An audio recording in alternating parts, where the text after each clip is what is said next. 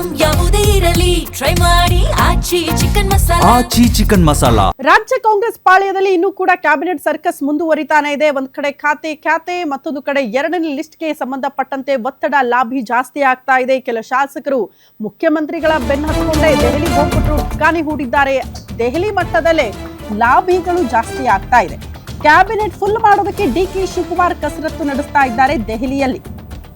ದೆಹಲಿಯಲ್ಲಿ ಬೀಡು ಬಿಟ್ಟಿದ್ದಾರೆ ಮುಖ್ಯಮಂತ್ರಿ ಡಿಕೆ ಶಿವಕುಮಾರ್.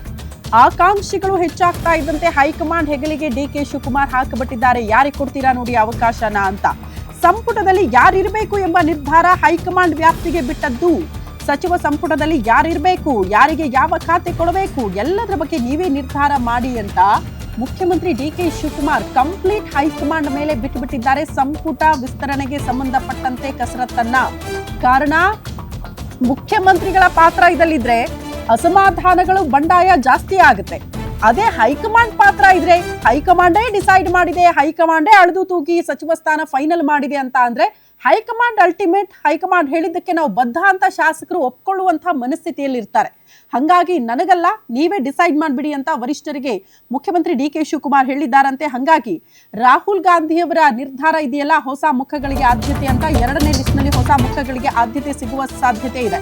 ಮತ್ತೊಂದು ಅಪ್ಡೇಟ್ ಇದೆ. ಸಂಪುಟದ ಕಸರತ್ತು ಬೆನ್ನಲ್ಲೇ ಡಿಕೆ ಶಿವಕುಮಾರ್ ಅವರಿಗೆ ಹೈಕಮಾಂಡ್ ಟಾಸ್ಕ್ ಕೊಟ್ಟಿದೆ ಅನ್ನೋದ್ರ ಡೀಟೇಲ್. ಸಂಪುಟ ನಾವು ನೋಡ್ಕೊಳ್ತೀವಿ, ನೀವು ಟೆನ್ಷನ್ ಬಿಟ್ಬಿಡಿ, ಡೋಂಟ್ ವರಿ ಅಂತ ಹೇಳಿದ್ದಾರಂತೆ.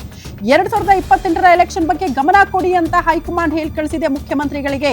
2028ಕ್ಕೆ ಕಾಂಗ್ರೆಸ್ ಅಧಿಕಾರಕ್ಕೆ ಬರಬೇಕು, ಮತ್ತೆ ಆ ರೀತಿ ಜವಾಬ್ದಾರಿ ವಹಿಸಿಕೊಂಡು ಈಗಿನಿಂದಲೇ ಕೆಲಸ ಶುರು ಮಾಡಿ ಅಂತ ಮುಖ್ಯಮಂತ್ರಿ ಡಿಕೆ ಶಿವಕುಮಾರ್ ಅವರಿಗೆ ಟಾಸ್ಕ್ ಕೊಟ್ಟಿದ್ದಾರೆ ವರಿಷ್ಠರು.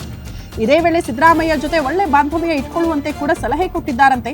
ಸಿದ್ದರಾಮಯ್ಯ ಅವರಿಗೆ ಎಲ್ಲೂ ಅಸಮಾಧಾನ ಆಗದಂತೆ ನೀವು ನೋಡ್ಕೊಳ್ಬೇಕು, ಮುಂದಿನ ಅಧಿಕಾರದ ಬಗ್ಗೆ ಗಮನ ಹರಿಸಿ ಅಂತ ಹೈಕಮಾಂಡ್ ಸೂಚನೆ ಕೊಟ್ಟಿದ್ದು, ಈ ಮೂಲಕ ಸಚಿವರ ಆಯ್ಕೆ ಬಗ್ಗೆ ಹಿಡಿತ ಸಾಧಿಸೋದಕ್ಕೆ ಕಾಂಗ್ರೆಸ್ನ ಹೈಕಮಾಂಡೇ ಮುಂದಾಗಿದೆ ಅನ್ನೋದು ಬಹಳ ಸ್ಪಷ್ಟ. ಅಲ್ಲಿಗೆ ಹೈಕಮಾಂಡೇ ಈ ಎರಡನೇ ಲಿಸ್ಟ್ ಅನ್ನ ಕೂಡ ಫೈನಲ್ ಮಾಡಲಿದೆ ಕೆಲ ದಿನಗಳಲ್ಲೇ ಅನ್ನೋದರ ಡೀಟೇಲ್ ಸಿಗ್ತಾ ಇದೆ.